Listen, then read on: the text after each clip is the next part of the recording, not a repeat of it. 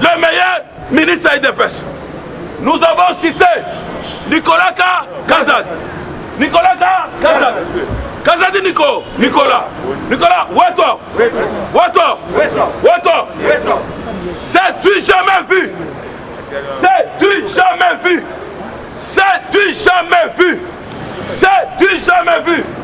Depuis début d'année, les régimes financiers, sous l'impulsion du chef de l'État, Fachi Béton, sous l'encadrement de l'inspection générale de finances, conduit de main de maître par Jules Alingete Kay, et sous l'accompagnement aussi du ministre Nicolas Kazadi, les régimes financiers ont fait des réalisations spectaculaires, des réalisations miraculeuses. Les mois de juin, 934 milliards de francs congolais, équivalent à 500 millions de dollars. Tobetela, Nicolas Kazadi, Jules Alingete, Fachi Béton Maboko Makasi. Pona nini tozolo baboy? Soki kaka na régime financier, lokola Nicolas Kazadi, DGI, DGDA, babandi kosala ba recette wana. Est-ce que tokozala na besoin kosenga mbongo pona ko organiser ba élection? Mais bozoyo ka batu misusu bazo ganga pona élection.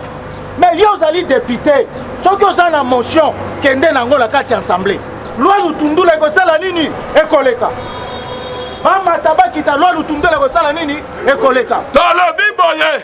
Parce qu'il faudrait la zone de là, n'abeta macho, chobo. Concernant leur réalisation de régime financier, le premier parmi les 3 régimes financiers, l'homme de distinction, mon frère, Moto Azal ensemble, Azal Magamoussous. Le premier, ce Barnabé, Mwakadi Mwamba. Barnabé Mwakadi Mwamba, le pasteur. Mwakadi, où est toi?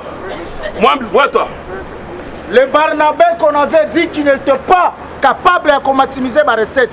À maximiser ma recette, et sali est que par régime financier nyonso, Tobandi na Ofida, DGI, DGDA, Bango nyonso, par recette ezaya komata. Mais ebongo, nini ezali koyasima. C'est-à-dire, ça devait se faire semaine oyo. Mais moi, Pokoso et un qui pour la nomination, il y a ma mandataire. Mais aussi, tu peux ça Kimbela. DG, il y a OCC, Bongama. DG, il y a Régie des eaux, à Bongama. Il y a SNEL, à Bongama. Il y a Onatra, à Bongama. Pour Ezali, Kati ya Bapiloko, Oyo, Ezaki Kokoti Sambongo, na Kati ya Mboka na Biso. Vrai ou faux? Bakamata ki Onatra, Babomi. Batesi yango ba Libanais, Transgazel, Transbenz. Mais awa tozolo balelo, transport nyonso, ferré, ezongeli ona. Pourquoi mettre la Fatima Bogoté? Tolobi boye, parce que tosengi na mokonzi ya mboka, ba nommer ba nouveau mandataire. Tosengi na ba nouvelle nomination ba mandataire. Parlementaire debout Azala, nommé DG. Parce que parmi nous les parlementaires debout, les compétences y est. Parmi nous les présidents des parlementaires debout, des compétences y est.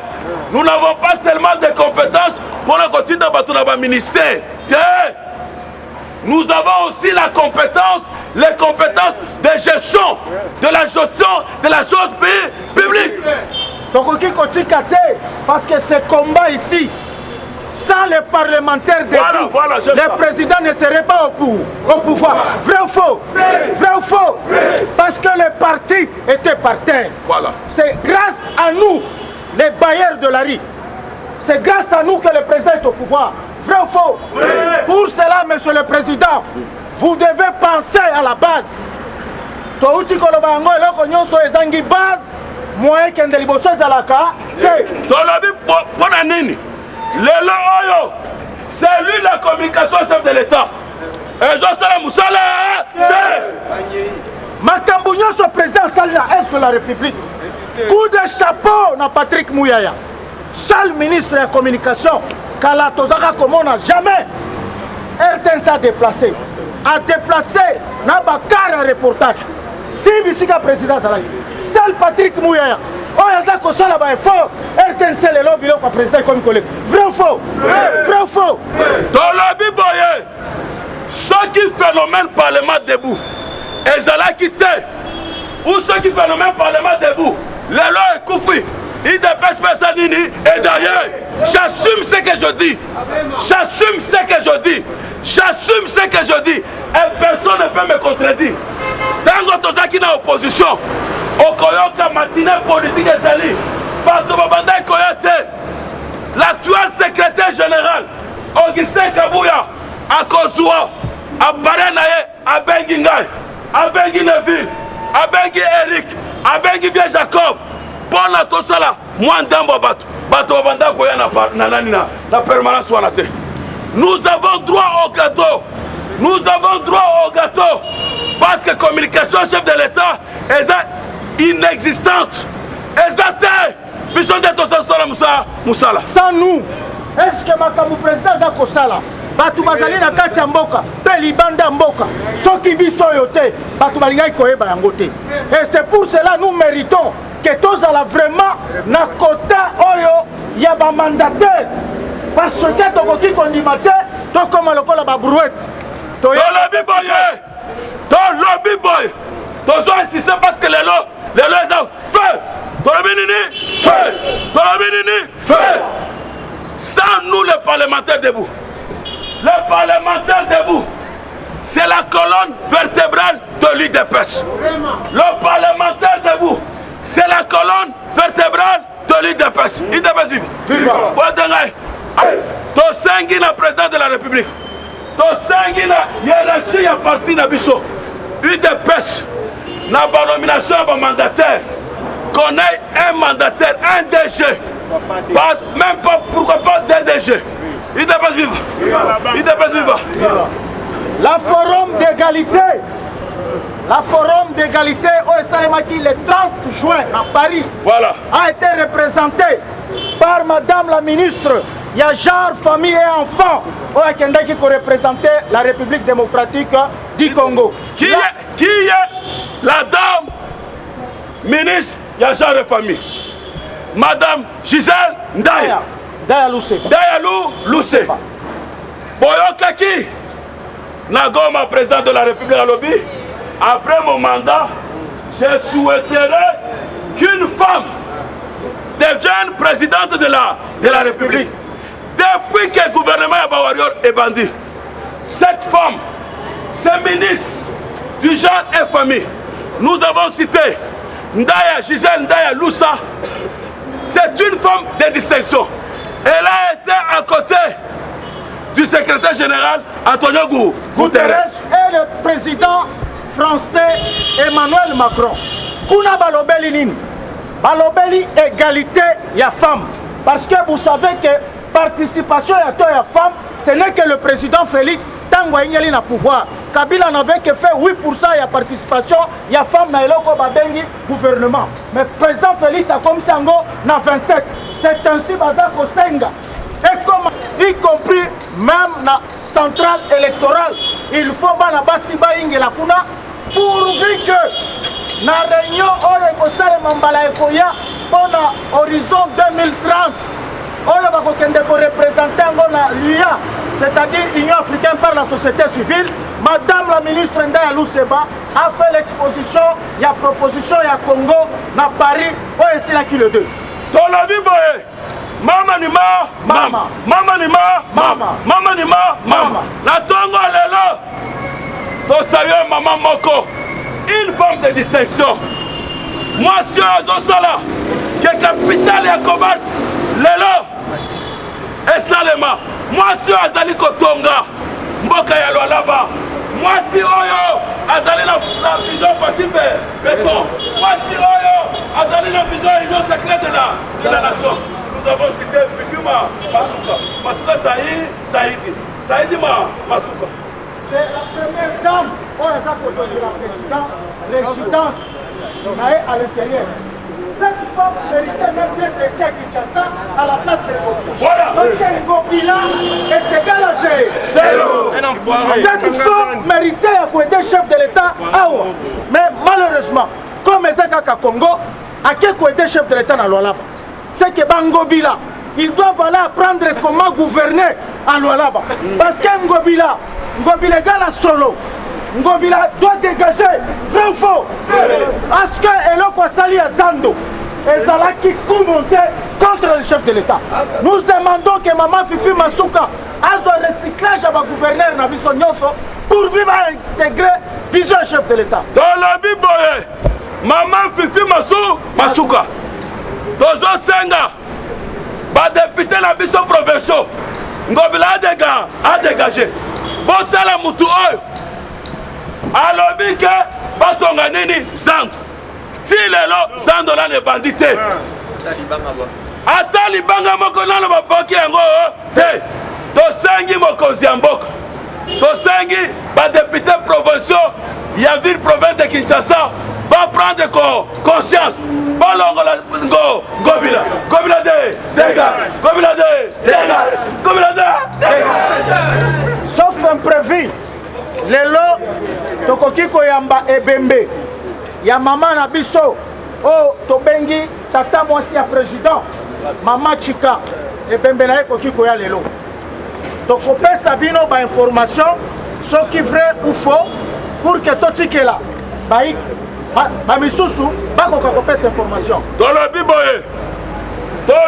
boye na tongo awa bakombatant biso nyonso toyokaki ke la première fois tango cour constitutionnelle etindaki réquisitoire na bureau ya Sénat bakendaki na vote mpona dossier Bukangalonzo ya Matata Ponyo bakendaki na vote balongolaki baimilité ya Matata te cher parlementaire debu ya ACP oyo aza na musala te oyo akokende musala na tongo lelo te biso nyonso à partir ya 9h 10h parce que batindi réquisitoire mosusu epai ya cour constitutionnelle afin que balever immunité sur les sénateurs Matata Ponyo concernant les dossiers.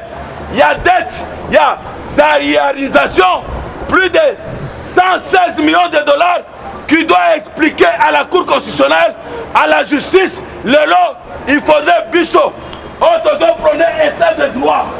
Tosengi ba combattant nyos. Ngai na kozala wana na 9h. Na ba combattant mosusu. Tozala biso nyos. Na palais du peuple. Parce que le bureau du Sénat aujourd'hui va examiner réquisitoire wana. Il faudrait que procédure nyoso est si là afin que les lobes militaires à Matata Ponyo. Hello!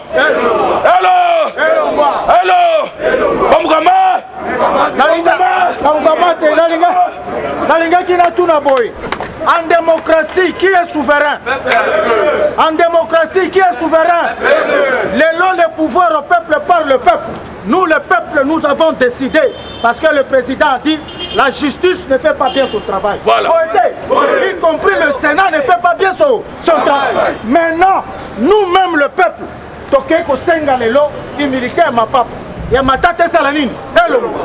Soki, Bolanda ba combattant, Soki Bahati, parce qu'il y a peu, Tango, Mbongo na Bimaki, Bahati Azalaki, ministre ya plan, Soki y a peu, Akanisa qui Soki à côté, na Union sacrée de la nation, et Zali refuge, Toko Senga, président de la République, le garant des institutions, du bon fonctionnement des institutions.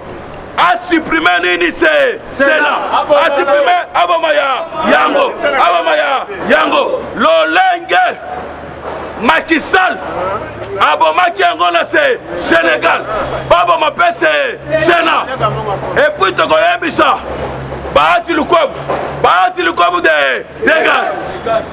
Bahati Lukobu de dégage. Parce que tout le monde yango même Nangola et pas Joao Lorenzo. Sénat est athée. même pas Jacob Zuma Sénat ezate ezali ba institution moko mbongo zokende pamba na conseil économique social na ba sensa eza ba biloko zolia mbongo ya république pas pamba il faut basala nini baboma yango tolobi boy Sénat dégage sensa dégage conseil économique dégage bamibi nyonso dégage tolobi boye matata o mata o kita okokangama lolenge zuma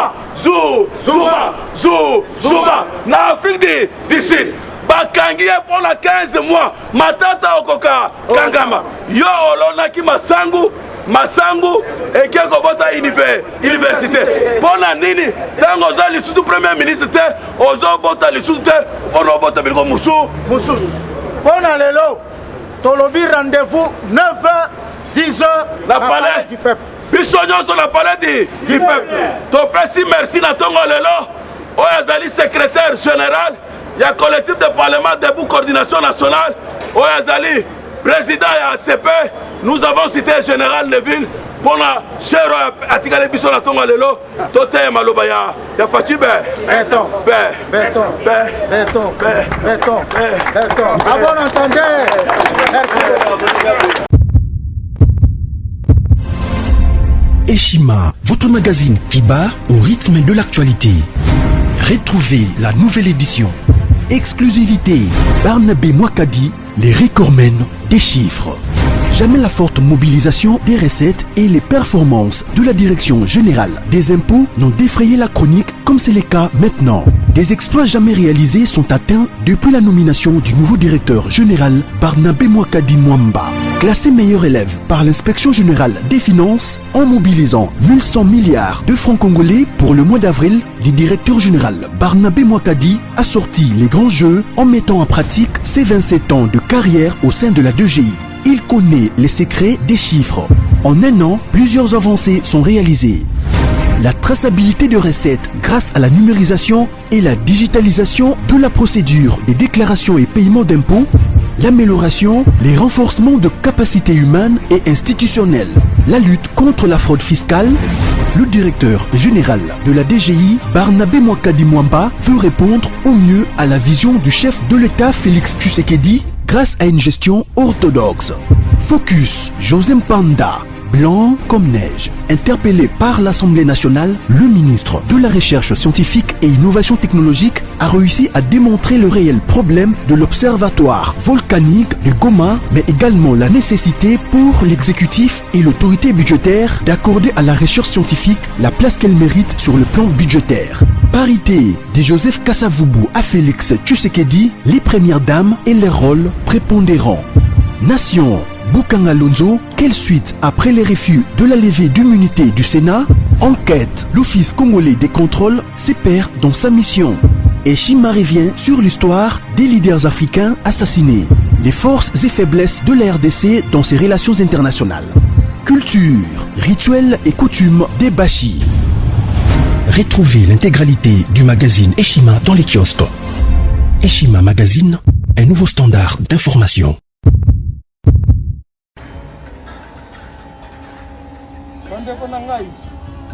Conteneur yango ezokende le 26 mai lekokanga conteneur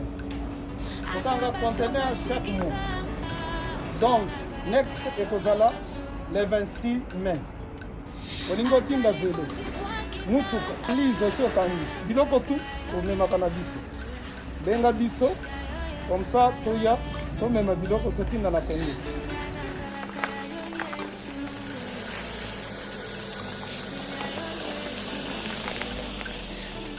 bandeko kari yango oyo touti kozongo ezokende Kinshasa oza na mutuka pesa biso ezokende. Merci. Le 26 mai mosusu ekwende ya 2021 otoza nango donc tosalaka chaque mois oza besoin na carton benga biso ya monene yango moyenne yango oyo moyenne yango oyo na carton na biso ya moke. Dans la 3 dimensions, oyo nyonso olingi otinda benga biso tozozwa bavelo tozozwa bavalise mituka tozozwa donc eloko tu tozomema na Kinshasa. Merci beaucoup. Mutuka vélo salon biloko ya ndako biloko tu tozomema donc oyo hésite te bobenga biso toza wana mpona